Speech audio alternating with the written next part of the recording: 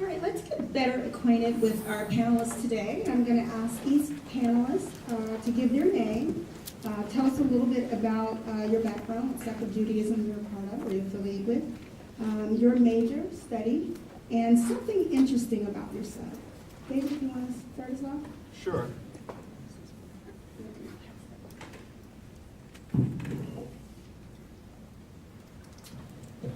My name is David Markovich. I'm a senior at John Carroll University, set to graduate in May. I'm studying sociology, and I'm from the Cleveland area originally, Beechwood to be exact.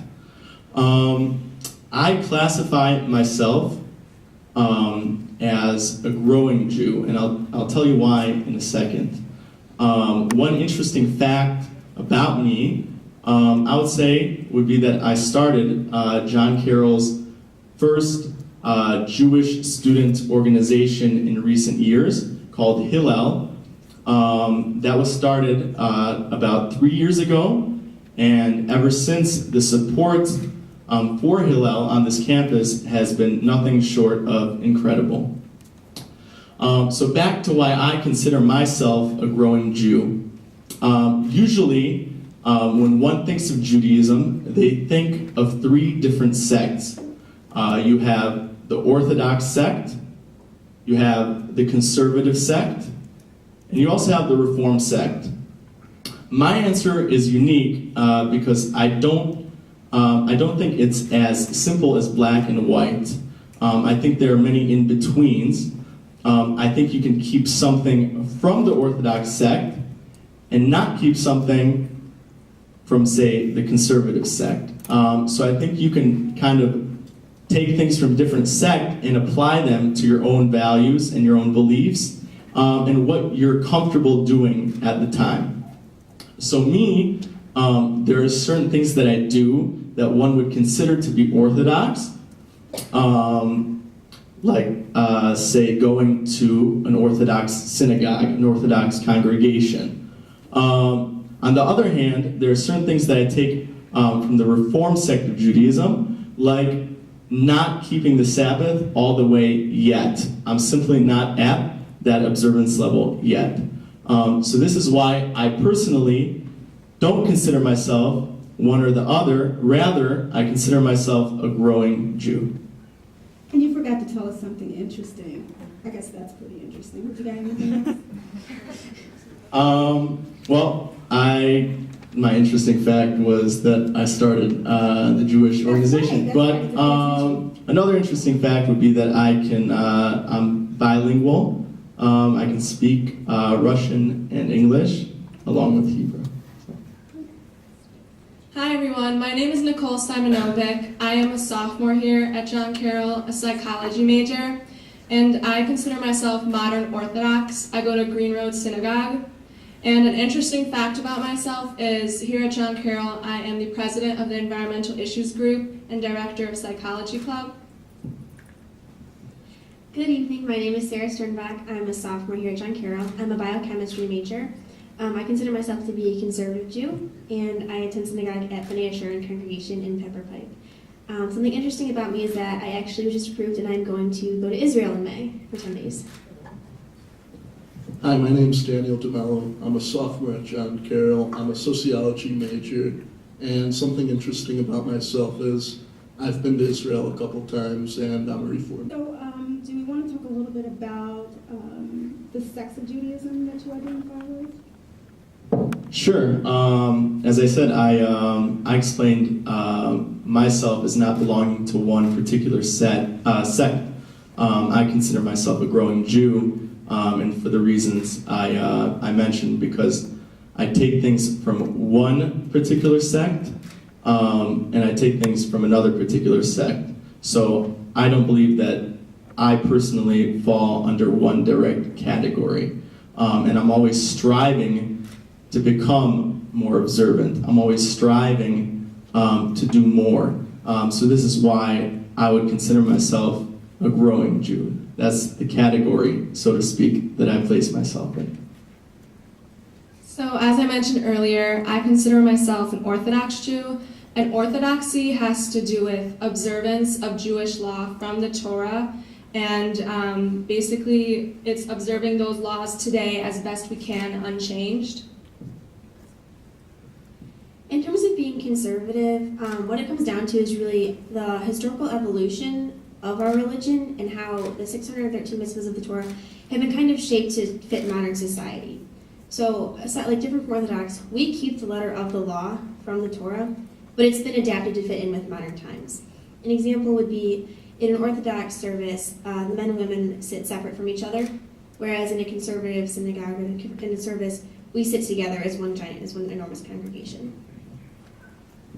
As I said earlier, I'm a Reformed Jew. I'm more liberal. I'm more of a liberal Jew than, say, conservative and Orthodox. Even though I attend conservative synagogues, since I like that a lot better than Reformed Judaism. If you could share with the audience why someone who practices Judaism would want to come to a Catholic Jesuit University. Well, for me, I actually went to a Catholic high school. I'm from the area. I attended Beaumont School for Girls, which is right down Fairmount Road. And so, I already going to a Catholic school, I knew all about the Catholic faith, and I knew that actually the faith wasn't being pushed upon me, even though, everyone at the school knew that I wasn't a practicing Catholic. They knew I was Jewish, and everyone was very accepting of it. But when I had applied for college, I applied all over. I applied to 2 Jesuit universities, including John Carroll, and actually one that's in the Puritan tradition, and the rest of them are public. But because I'm from the area and I thought about my decision, I thought about, well, I'm very close to my family and I'm close with my family, and I really don't want to leave them. And so I figured, well, it's a Jesuit university and my synagogue is right down the street still. So I can come here and I can stay with my family and whatnot. Like Sarah, I too went to a Catholic high school, Lake Catholic High School in Menor, and I just felt at home when I came to John Carroll since it was similar to my high school, and I liked the value set of John Carroll and everything John Carroll stands for. So what is the dating culture like for, what is this, something Jews? Practicing Jews? Is that what that is? Practicing Jews. And it asks for all 3 sects. Orthodox. All 3 sects. Yeah, all different sects. So, sects. S-E-C-T. So who wants to tackle that one? Because we have folks represented from all 3, the Orthodox, the Conservative, and Reform. So who wants to tackle that? So I'll go at once. Okay, I'm not as educated about this matter as I'd like to be. So Nicole probably knows more than I do. But I can answer from my personal knowledge and what I know. And that is coming from the Orthodox sect. Dating. Usually, from what I know, and from what I've grown up around and what I've learned, usually there is no physical interaction between the male and the female until marriage. And the reasoning behind that is that the couple should get to know each other on a more spiritual level. So by no physical interaction, I mean no hand-holding, not even, the slightest. Of course, if it happens accidentally, that's okay. But the point is to get to know one another on a spiritual level.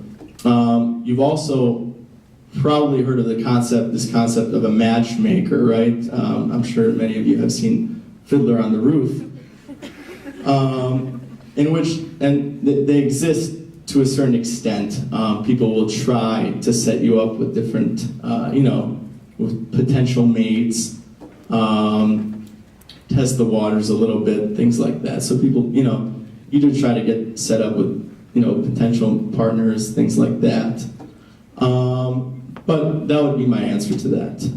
And this is coming from my personal knowledge. I'm not, I would consider myself no expert on this particular matter. So. I would just add, great job by the way, but I would just add, you mentioned it, how like the role of the matchmaker, it's considered like a good deed to set someone up. Not necessarily like a profession of being a matchmaker, but like setting someone up, it's a nice thing to do for someone else. On the conservative end of things, what my parents had pretty much taught in the family was that they would prefer if you dated someone that was in our faith. There was no preference of to be Orthodox, Conservative, Reformed, but to be of the Jewish faith in general. But on the whole, it really comes down to your upbringing and what your parents also believe and what their synagogue teaches, because that's really, I mean, honestly, that's just what it comes down to, because we all have our own opinions, and we don't always listen to our parents anyways, and they don't always listen to the teaching. It's one of those, it's a gray area, really, in faith. Just speaking from personal practice, I'm dating a girl that's not Jewish, so I'm free to date who I want. My parents really don't care. Guys, this is the rebel of the group. I think touching on what Dan was talking about also, I think, there are some families who would prefer you marry,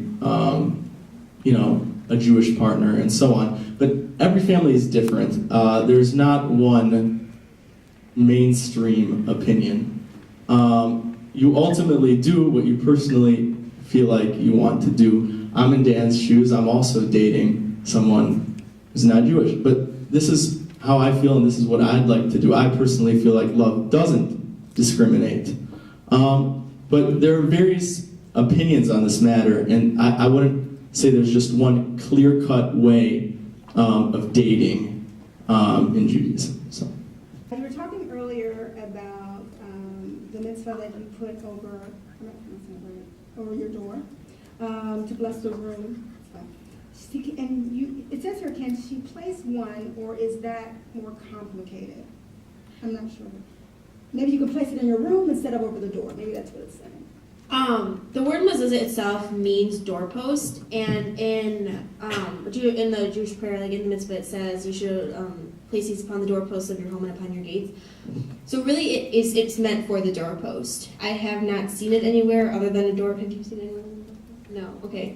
It's really because it's for the entryway. It's for when you enter into your house, when you enter into the room. Mm-hmm. It's saying that this is the space. I have blessed this space for you. Let's talk about prayer and how important prayer is in Judaism, and even the prayer garments, one that people wrap themselves in and use during prayer. You want to talk about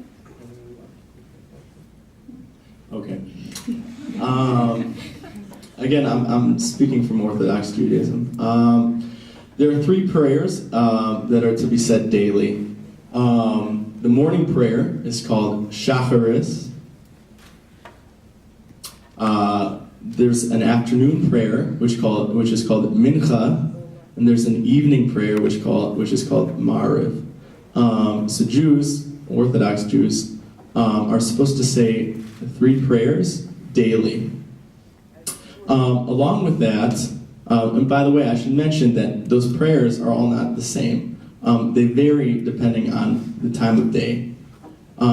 So the morning prayer is usually a longer service than, say, the evening prayer, for various reasons. One being that when you wake up in the morning, you're thankful, you're alive, you're well. But there are also prayer garments, as you mentioned. One is, there are a variety of them. One is called a talit, which is a prayer shawl that men, has a bunch of strings on it called tzitzit, that men usually wear at prayer services. Another prayer garment we call tefillin, which in English they're translated into phylacteries, which is a really weird word. But men also wear these during morning prayer services. In addition to that, there are other different garments in Judaism.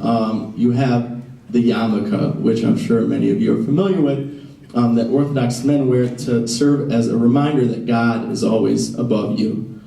You have tzitzis, which are the strings that hang from the prayer shawl, but some Orthodox men choose to wear them, just the strings, underneath their shirts to remind them of the 613 commandments in the Torah. So many of these prayer garments are they serve to remind us that God is always there. I know in terms of in my theology class we were talking about Islamists and how some of the believe there is no really big distinction between church and state. And I wasn't talking specifically about Israel, but I was Israel having the Sorry David on their flag. Like, what is your distinction between church and state? Like, how big of I guess in terms of Israel, how big of an influence does the temple have in Israeli politics, in your personal life? How do you how big do your personal beliefs affect your political beliefs if you are politically active? Okay, without delving too much into the issue, speaking in terms of Israel, Israel has a democratic government, the Knesset, which doesn't purely rely on religious rules and regulations. If they rely on any, they rely more on what it means to be a democratic state. Of course, Israel is considered to be the Jewish homeland, and with that, there are religious ideals and values, Jewish religious ideals and values intertwined with the government. So that would be my answer to that question. As far as the separation between church and state in Israel, I would say that my answer to that question would be Israel is a democratic country, much like the United States. Perhaps some, like I said, religious ideology is applied in the Knesset, but there's not much effect of like Orthodox beliefs on the government in Israel. They act out of what it means to be a democracy.